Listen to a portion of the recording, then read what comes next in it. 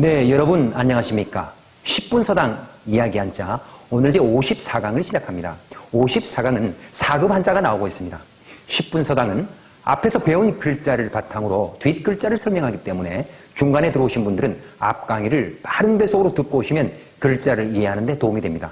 오늘 처음에 배울 글자는 앞사람과 뒷사람이 양손으로 가마를 들고 더불어 함께 들고 간다는 글자입니다. 자, 그래서 첫 번째 글자는 더불려 함께여입니다. 글자 구조를 보니까 양손구, 이 양손구는 배울 학이나 깨우칠 각에서 나왔죠. 양손으로 앞사람이 들고 또 뒷사람이 요 받들공입니다. 뒷사람이 가마를 받들어서 더불어 함께 간다는 글자인데 가운데 노란색 부분이 비수비 두 개가 결합된 글자입니다. 함께 어울리다는 글자인데 마침 이 글자의 모양이 가마에 타고 있는 의자에 앉아있는 사람의 모습을 본땄어요. 자, 그래서 이 글자 정리하겠습니다. 앞사람이 가마에 탄 사람을 들고 또 뒷사람이 가마를 받들어서 가는 더불려 함께여입니다. 앞사람이 가마에 앉은 사람을 들고 또 뒷사람이 가마를 받들고 더불어 함께 가는 더불려 함께여입니다. 다음 배울 글자는 들거입니다. 들거에는 앞서 배웠던 더불려 함께여가 있고 손수가 강조되어 있죠. 자, 그래서 가마를 두 사람이 더불어서 함께 손으로 들고 간다는 들거입니다. 네, 들거 이야기 정리하겠습니다. 가마에 탄 사람을 앞사람이 들고 또 뒷사람이 함께 손으로 들고 가는 들거입니다. 가마에 탄 사람을 앞사람이 들고 또 뒷사람이 손으로 함께 들고 가는 들거입니다. 들거가 들어간 사자성어에는 일거양득이라고 하는 말이 있습니다. 일거양득은 한일의 들거, 두량자에 얻을 득을 써서 한 번 들었는데 둘을 얻는다는 뜻으로 한 가지 일로 두 가지의 이익을 보는 것을 일거양득이라고 합니다. 네, 다음 글자는 세울건입니다. 이 세울건의 글자 구조를 보니까 붓률이 있고 그리고 길게 걷는다는 길게 걸을 인이 있죠. 길게 걸을 인은 조정정, 뜰정을 설명할 때 아주 자세하게 설명했습니다. 기억이 잘 나지 않으신 분들은 앞방으로 돌아가서 듣고 오시기 바랍니다. 자, 그래서 이 세울건의 글자의 의미는 붓으로 글씨를 쓰는데 수직으로 세운다는 글씨고 수직으로 세워서 천천히 써가는데 이 세울건은 건축물의 설계도를 천천히 써간다는 뜻입니다. 그래서 건축물이라고 하는 뜻도 있고 붓을 세워서 천천히 쓴다는 뜻도 있습니다. 붓을 세워서 건축물의 설계도를 천천히 써가는 세울건, 붓을 세워서 건축물의 설계도를 천천히 써가는 세울건입니다. 건물이라는 뜻으로 쓰인다고 그랬습니다. 자, 세울건이 들어간 활용어에는 건설하면 세울건자에 베풀설을 써서 건물이나 시설을 짓는다는 뜻이 건설입니다. 건물하면 세울건에 물건물을 써서 땅 위에 세운 건물이나 집 따위를 건물이라고 합니다.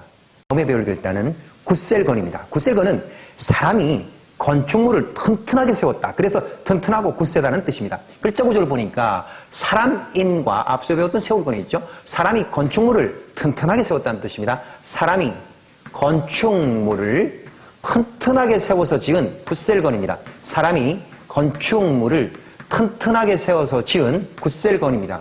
굳셀건이 들어간 활용어에는 건강하면 굳셀건자에 편안강을 써서 병이 없이 몸이 좋은 상태에 있는 것을 건강이라고 하죠.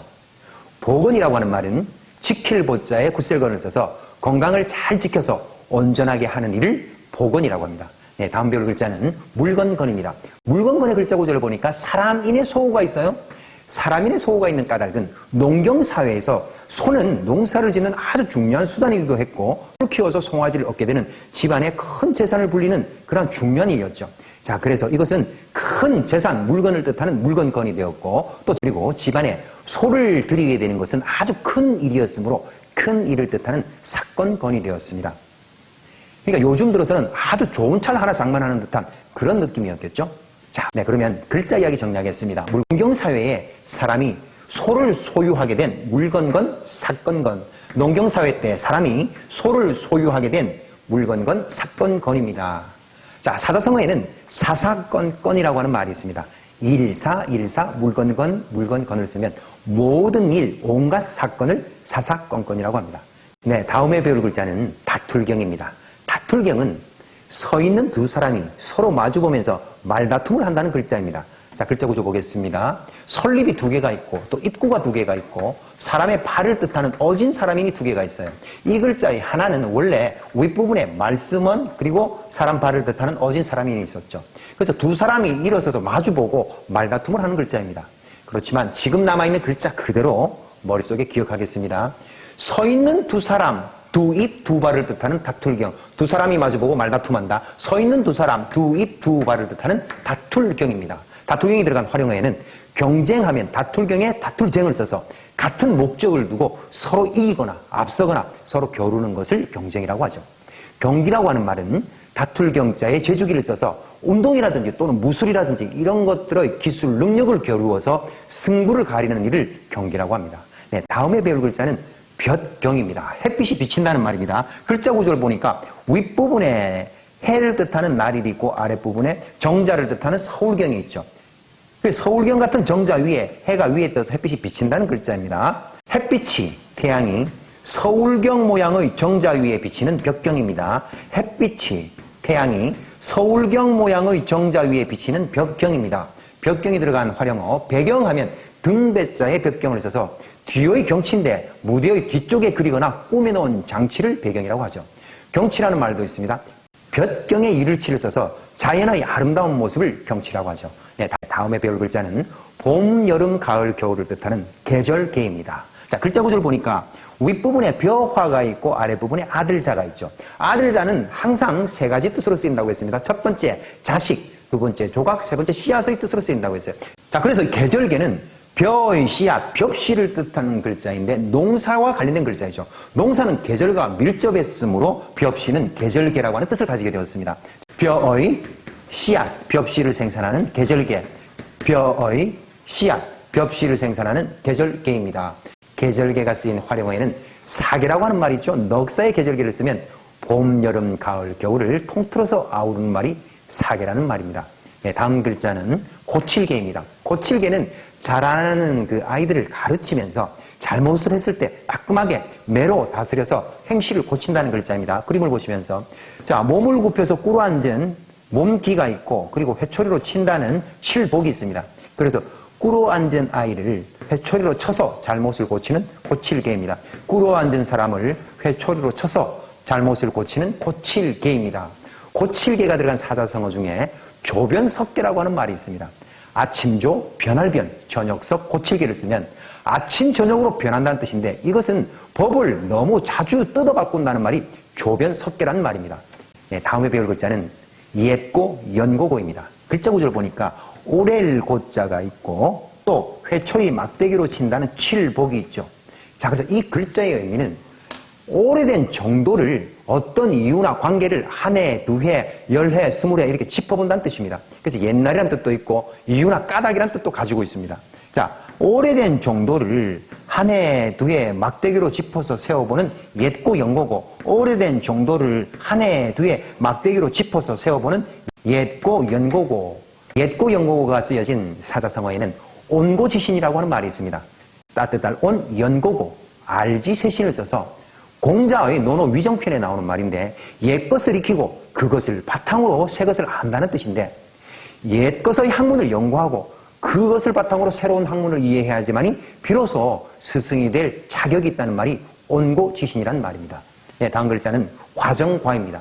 과정과의 글자 구조를 보니까 말씀원이 있고 열매를 뜻하는 열매과 실과가 있죠.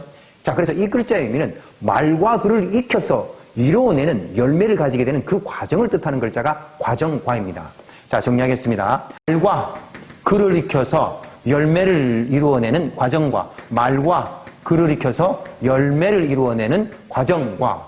과정과가 쓰인 활용어에는 과제하면 과정과의 제목제를 써서 주어진 문제나 임무를 과제라고 합니다. 과외라고 하는 말도 있죠. 과정과의 바깥 외를 쓰면 정해진 과정 이외에 따로 하는 공부를 과외라고 합니다. 네, 그러면 54강에서 배웠던 글자 머릿속에 정리해 봅시다.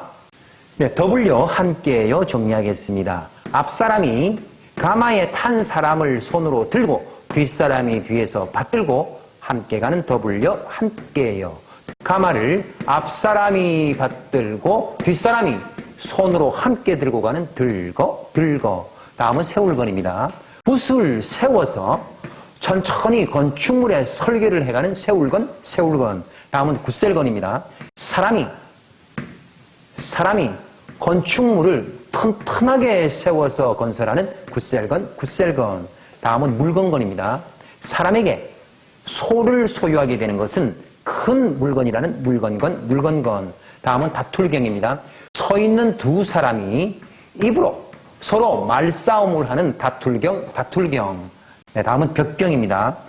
태양이, 해가 서울경 모양의 정자 위에서 비치는 벽경. 다음 계절계입니다. 벼의 씨앗, 벽씨를 뜻하는 농사와 관련된 계절계. 다음은 고칠계입니다. 꿇어 앉은 사람을 회초리로 쳐서 잘못을 고치는 고칠계. 다음은 옛고, 연고고입니다. 얼마나 오랫동안 알고 지냈는지 회초리로 짚어서 한 해, 두 해 세어보는 옛고, 연고고. 다음은 과정과입니다. 말과 글을 익혀서 이루어내는 그 결과를 뜻하는 과정과.